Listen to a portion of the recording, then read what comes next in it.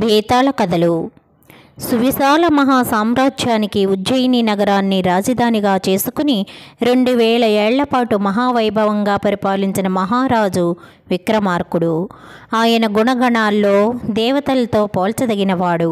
బుద్ధిలో బృహస్పతి, ప్రాణరక్షణలో వాయుదేవుడంతటివాడు, కీర్తిలో శ్రీకృష్ణ భగవానుడే, తేజస్సుకు సూర్యునితో సాటిరాదగ్గవాడు, దానశీలతకు బలిచక్రవర్తితో సమానుడు, ప్రకాశమానమైన దేహంతో చంద్రునికి సాటి, పరాక్రమంలో భీమసేనుడే, యుద్ధ నైపుణ్యంలో అర్జునునికి దీటు అనదగ్గవాడు, ఇక సత్యసంధతలో సాక్షాత్ ధర్మరాజు అంతటివాడు.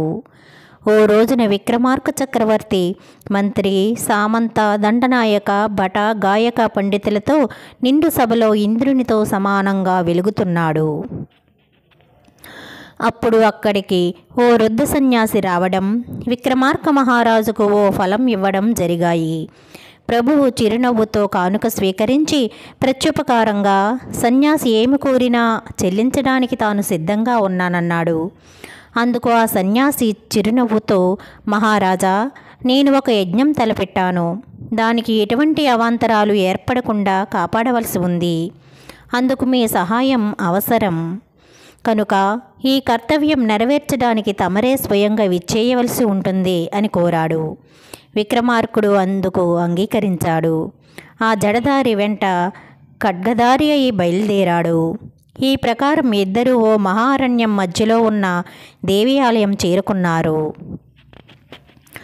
అక్కడికి సమీపంలో ఒక మర్రి చెట్టు ఉంది.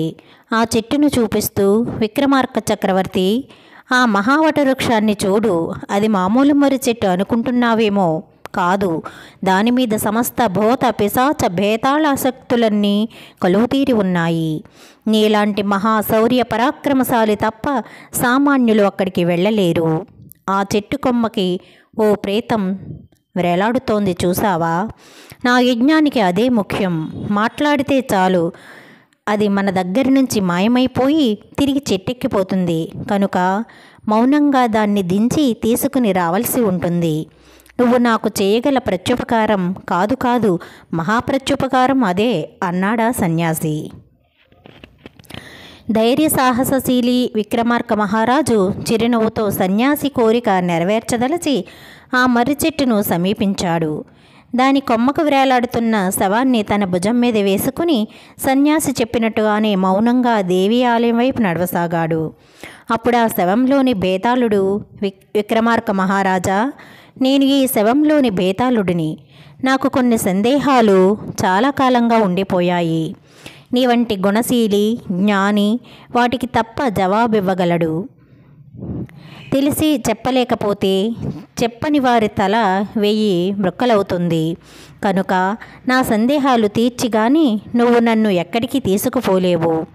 నీకు శ్రమ వృధా అంటూ మానవ భాషలో మాట్లాడాడు. అలా చెబుతూనే తన మొదటి సందేహాన్ని కథ రూపంలో చెప్పసాగాడు బేతాళుడు. బేతాళుడు చెప్పిన మొదటి కథ, ఎవరు దోషి. విక్రమార్క మహారాజా, పూర్వం వారణాసిని పరిపాలించే యశోదాముడనే రాజుండేవాడు. అతనికి ఒక్కడే కొడుకు. అతడి పేరు గుణధాముడు. బాల్యం నుంచే తన సాటిలేని ప్రతిభా విశేషాలతో గుణధాముడు ప్రసిద్ధుడయ్యాడు. ఒకనాడు మిత్రుడు, మంత్రి కుమారుడు అయిన మేధావంతునితో కలిసి వేటకు అడవికి బయలుదేరాడు గుణధాముడు. బాగా వేటాడి అలసిపోయిన ఆ ఇద్దరూ చెరువుగట్టున కొంతసేపు విశ్రమించారు. కొంతసేపటికి అక్కడికి ఓ రాకుమార్తె వచ్చి తన చెలికత్తెలతో సహా స్నానం చేసి వెళ్ళిపోయింది. ఆ రాకుమారి అందానికి గుణధాముడు ఆకర్షితుడయ్యాడు. ఎలాగైనా ఆమెను వివాహం చేసుకోవాలని మంత్రి కుమారుడితో సహా ఆ రాకుమార్తె నగరానికి బయలుదేరాడు. ఇద్దరూ నగరంలో ప్రవేశించారు. రాకుమార్తె చెలికెత్తెతో పరిచయం సంపాదించి తన అభిప్రాయం ఆమెకు తెలిసేలా చేశాడు గుణధాముడు. రాకుమార్తె కూడా గుణధాముని అందానికి మోహితురాలై చీకటి రాత్రులలో తన దగ్గరకు రహస్యంగా చేరే మార్గాన్ని చెలికెత్తె ద్వారా చెప్పించింది. మంత్రి కుమారుడు మేధావంతుని సలహా మేరకు గుణధాముడు రహస్య మార్గం ద్వారా రాకుమార్తె ఉండే అంతఃపురానికి చేరుకున్నాడు. ఇద్దరూ గాంధర్వ వివాహం చేసుకుని ఆనందంగా కాలం గడుపుతున్నారు.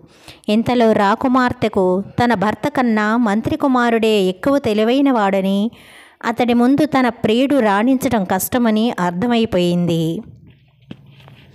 అందువల్ల అతన్ని మట్టు పెట్టాలని నిర్ణయించుకుంది. అందుకు ఒక ఉపాయం కూడా ఆలోచించింది. ఓ రోజున, స్వామి, మనం ఈ రీతిగా కలుసుకోవడానికి మీ మిత్రుడి సహకారం చాలా ఉంది. అందుకు కృతజ్ఞతగా నేను పంపిస్తున్న ఈ ఫలహారాలని విందుగా భావించి మీ మిత్రుడికి అందచేయండి అని కొన్ని పిండి వంటలను గుణధాముని చేత మేధావంతునికి పంపింది రాకుమారి. యుక్తాయుక్త విచక్షణతో పాటు మేధావి కూడా అయిన మంత్రి కుమారుడు ఆ పిండి పదార్థాలను పరీక్షించాలనుకుని అటుగా వెళ్ళిపోతున్న ఓ కుక్కకు ఆ పదార్థాల్లో కొంత భాగం తినడానికి వేశాడు. అది తిన్న కుక్క వెంటనే మరణించింది. రాకుమార్తె ఉద్దేశాన్ని పసిగట్టేశారు ఆ ఇద్దరు. ఎలాగైనా ఆమెను పరాభవించాలనుకుని నిశ్చయించుకున్నారు. గుణధాముడు తిరిగి అంతఃపురాన్ని చేరుకున్నాడు.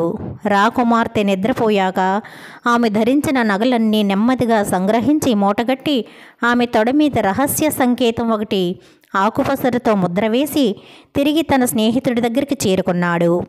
తెల్లవారి నగలన్నీ కోల్పోయిన రాకుమార్తె జరిగిన పరాభవాన్ని గుర్తించి తన తప్పును కప్పిపుచ్చుకోవడానికి తన నగలు దొంగలు దోచారని అబద్ధం చెప్పింది తండ్రికి. ముందే వేసుకున్న పథకం ప్రకారం గుణధామ మేధావంతులిద్దరూ సన్యాసి వేషాల్లో ఆమె నగలను బజార్లో అమ్ముతుంటే రాజభటులకు చిక్కిపోయారు. కావాలనే ఆ రీతిగా పట్టుబడిన ఆ ఇద్దరిని రాజు ఎదుట ప్రవేశపెట్టారు వాళ్ళు. రాజు వారిని విచారించగా, ప్రభు, గత రాత్రి మేము శ్మశానంలో పూజలు చేస్తుంటే ఒక బ్రహ్మరాక్షసి ఆహాకారాలతో మా దగ్గరకొచ్చింది. మంత్రతంత్రాలు తెలిసిన మేము దాన్ని వశపరుచుకున్నాం. దాని ఒంటి మీద నగలు ఇవి. మాకు తెలిసినంతవరకు ఆమె బ్రహ్మరాక్షసి కనుక ఇతరులెవరికీ అపకారం చేయకుండా ఉండేందుకు గాను దాని తొడపై ఒక రహస్య గుర్తును కూడా మంత్రాలతో ముద్రించాం. మాకు ఇంతకు మించి ఇంకేమీ తెలీదు అని ముక్తకంఠంతో చెప్పారు ఇద్దరు. ఆ నగలు రాకుమార్తెవని చెప్పకుండానే ఆ కపట సన్యాసుల్ని విచారించిన రాజుకు తన కూతురు రాక్షసి అనే అభిప్రాయం బలంగా కలిగించడంలో ఆ ఇద్దరూ దెబ్బకు దెబ్బ తీశారు. ఆ విధంగా రాజుకు అనుమానం కలగ్గానే, ప్రభు, మేము నిరపరాధులం అని చెప్పి ఆ సన్యాసులు అక్కడి నుంచి తప్పుకున్నారు.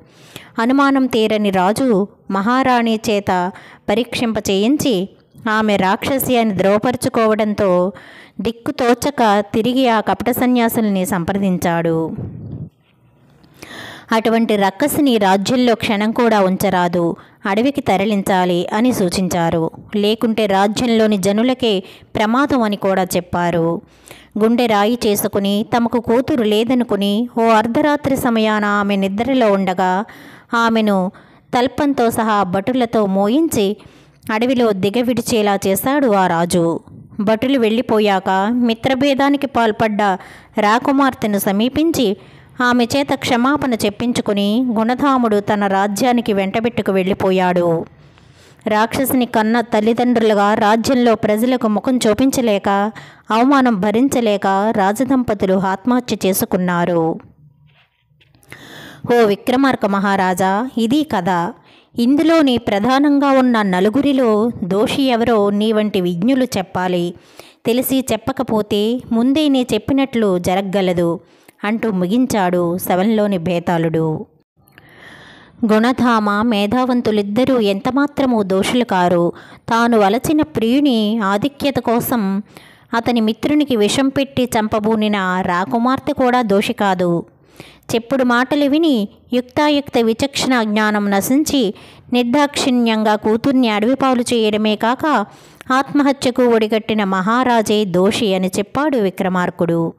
రాజుకి ఈ విధంగా మౌనభంగం కలిగించిన విజయగర్వంతో శవంలోని బేతాళుడు శవంతో సహా మాయమై తిరిగి చెట్టెక్కాడు.